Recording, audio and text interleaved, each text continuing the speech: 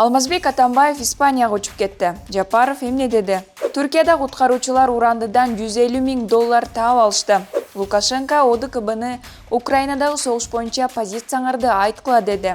Украинадагы согушта дагы бир кыргыз каза болду. Жапаровдун Венгрияга сапары. Бишкек Будапешт каттама ачылат. Украина аскерлери Германия жана Польшада машыгып баштады. Ушул жана башка апта ичиндеги дүйнөдөгү жана Кыргызстандагы маанилүү кабарлар топтомун мен Нурайда Жекшенова айтып берем. Саламатсызбы?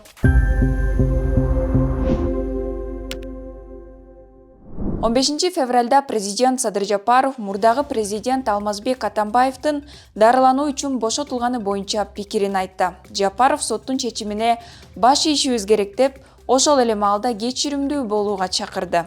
Анткени менен коомчулукта Атамбаевдин бошотулушу кызуу талкууга алынды. Саясат таануучу Эмиль Жураев 11 жылга кесилген мурдагы мамлекет башчы эмне үчүн жогорку соттун чечими менен эле капыстан абактан бошотулушунун себебин коомчулук билүүгө укуктуу деп Twitter баракчасына жазды. 14 февралда 1 май райондук соту Атамбаевке чет жакка чыгып дарыланууга уруксат берди. Ал эле эмес, жогорку сот Атамбаевдин Кримтөбөл Азиз Батукаевди мыйзамсыз бошотуу боюнча ишин кайрадан кароого жибергени ачыкталды. 15 февралда мурдагы президент Испанияга учуп кетти. Атамбаев 2020 жылы Батукаевдин иши боюнча күнөөлүү деп табылып, 11 жыл 2 айга мүлкүн конфискациялоо менен соттолгон. Атамбаевди экс-президент макамынан дал ушул Батукаев иши ажыраткан эле. Түркияда орус куткаруучулары кыйраган имараттын урандыларынын астынан табылган $150,000 жергиликтүү полицияга тапшырды. Алар 14 февралда $100 купюралар салынган идиш таап алышкан. Түркияда жер титирөөдөн каза болгондордун саны 35,000ден ашканын Түркиянын президенти Режеп Тайып Эрдоган билдирди. Бул 1939 жылдагы зилзаланын курмандыктарынан да көп. Кырсык болгон аймактарга жалпы 45,000ге жакын куткаруучу тартылды. Ушул сааттарга уранды астынан 8,000дей киши куткарылды. Сирияда курмандыктардын саны 5,800гө жетти. Сириянын башчысы Башар Асад гуманитардык жардамдын өз убагында жеткирилишин камсыздоо үчүн Сириянын түндүк батышындагы 2 өткөрмө пункту 3 айга ачты. Түркиянын айлана чөйрөнү коргоо министри Мурат Курум 10 провинцияда 400,000 турак жай куруу муктаждыгы бардыгын айтты. Ал мынча имараттын кыйрашына курулуштун топурагы борпоң болуп, инженердик коммуникациялар жоктугу себеп болгон деди. Анткени менен түрк бийлиги үйлөрдү куруу эрежелерин бузган деген шек менен 131 адамга издөө жарыялады. Жакында эле түрк полициясы Диярбакырдагы Дияр галерея бизнес борборунун ээси менен архитектор-инженерин Стамбулда кармады. Ага чейин Түркиянын аэропортунда жер титирөөдө кыйраган Хатайдагы 12 кабат Ренессанс турак жай комплексинин башкы архитекторун Черногорияга учуп кеткен аткан жеринен кармаган.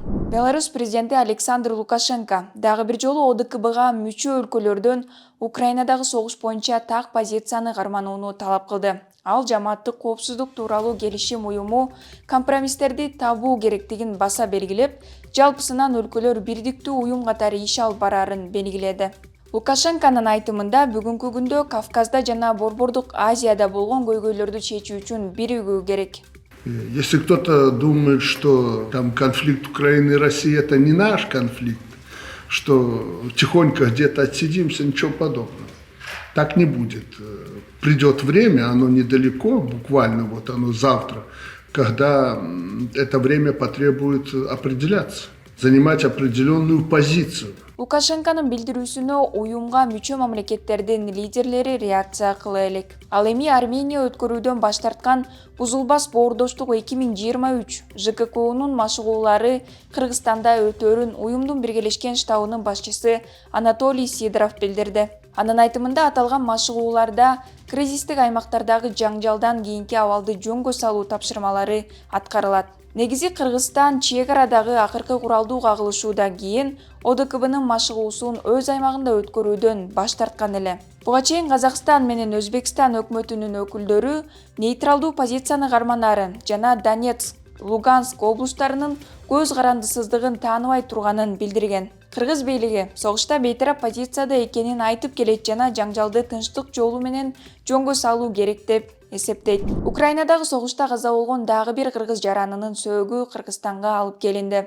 Баткендин Лейлек районунун тургуну Замир Чолоев Орусияда абакта отурган жеринен согушка ЧВК Вагнер аркылуу тартылганын маркумдун жакындары Азаттыкка айтып берди. Чолоев жыл башынан бери эле Украинада окко учуп, сөөгү Кыргызстанга жеткирилген 3-чү кыргыз жараны. Буга чейин абактан согушка азгырылып, каза болуп калган Аян Алишеров менен Янгибай Рахимов тууралуу кабарлаганбыз. ЧВК Вагнер Борбор Азиянын жарандарын согушка тартып жатканын буга чейин бир катар эл аралык басылмалар иликтеп чыккан. Анын ичинде Медиа Хаб да бар. Ал арада тажик чиновниктери Орусиянын түрмөсүндө жаткан тажикстандыктар өз каалоосу менен согушка барып калганын айтууда. Муну менен сөөгү согуштан келген тажик жарандарынын туугандары макул эмес. Алар абактагыларды мажбурлап согушка жөнөтүп жатышат деген ойдо. Озоди радиосу Орусиянын абагынан согушка тартылган 10 тажик жараны курман болгонун жазган. Каза болгон 6 адамдын сөөгү Тажикстанга жөнөтүлгөн. Президент Садыр Жапаровдун Венгрияга болгон расмий сапары аяктады. Жапаров Венгриянын президенти Каталин Навак менен сүйлөшүүлөр ийгиликтүү болгонун белгиледи. Президенттер кызматташтык тууралуу декларацияга кол коюшту. Жапаровдун айтымында Кыргыз-Венгер стратегиялык, экономикалык жана ишкерлер кеңеши түзүлдү. Андан сырткары бизнес форум өтүп, анын жыйынтыгында ишкерлер бири-бири менен кызматташтык тууралуу келишимдерге кол койду. Сапардын алкагында Будапешт, Бишкек түз авиакаттамы жай айларында ачылары айтылды. Ошондой эле Венгер өкмөтү 2022-2024 окуу жылдарында кыргыз бүтүрүүчүлөрү үчүн кошумча 200 стипендиялык орун бөлүп берери белгилүү болду. Жапаров Венгриянын парламентине да барды. Андан сырткары өлкөнүн премьер-министри Виктор Орбан менен жолугушту. Экс-президент Сооронбай Жээнбеков өлкөнү башкарып турганда 2020-жылдын сентябрында Венгрияга сапары менен барган.